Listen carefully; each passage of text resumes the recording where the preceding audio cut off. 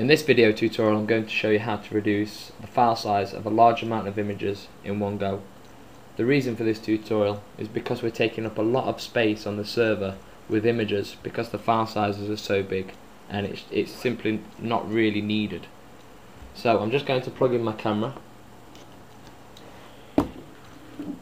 with my images on it. I'm going to select this option that says open folder to view files, and I'm just going to work my way through the folders until I get to the pictures that I've just taken.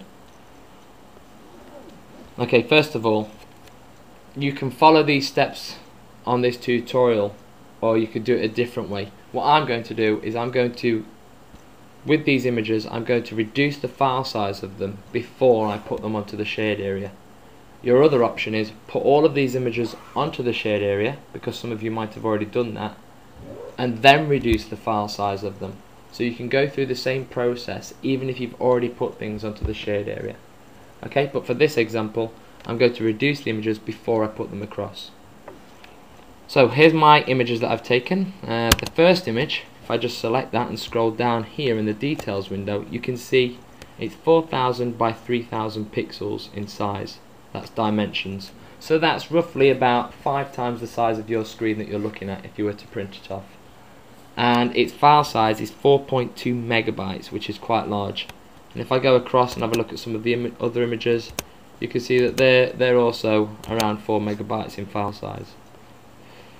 What I'm going to do is I'm going to first of all select all of these images. Okay, so I'm going to click on the first one and let go of my mouse. I'm going to then keep hold of the shift key on my keyboard, which is above the control button. Scroll across and select the last image. What that does is it selects a range of images. Okay, and you can see here, if I go back to the details, that those images combined, there are 9 of them, 9 images, and combined they have a total file size of 38.4 megabytes. So for 9 images you're taking up nearly 40 megabytes of storage space, which is unbelievable. It's huge. What we can do is we can reduce that quite a lot. So if you right click on the images, once you've selected the range, right click on them, and we've now got the option called resize pictures. Click on that and you're presented with the options of how big or how small you want to make these images when you resize them. So 640 by 480 is about a third of the size of your screen that you're looking at now, and it'll print out really nicely onto A4 paper. It'll probably be just short of the width of a piece of paper.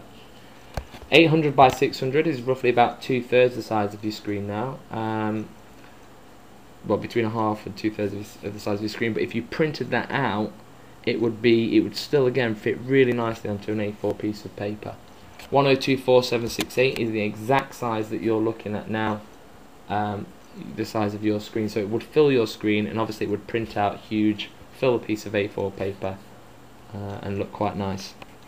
The handheld PC option is obviously a really small size, but again appropriate if you're doing thumbnails of some sort. So for this option, I'm just going to, for the example, I'm going to go for the medium, 800 by 600, and I'm going to press OK. And what that will do is it will start the process of converting them, resizing them. Doesn't take very long. That's it, it's done already.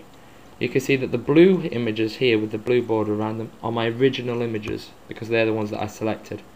When I get to this point, you can see I've got the same images again, but they're now renamed with the word medium in brackets, suggesting that obviously these are the medium sized images that I've now made. And if I just show you how much I've reduced them, if I go to this first image, okay, you can see again the dimensions 4000 by 3000, file size is 4.2 meg, and if I open this up, it's huge. I can zoom into it, it's absolutely massive, not needed at all. We do not need the images to be this big unless you're printing them out on A1 paper.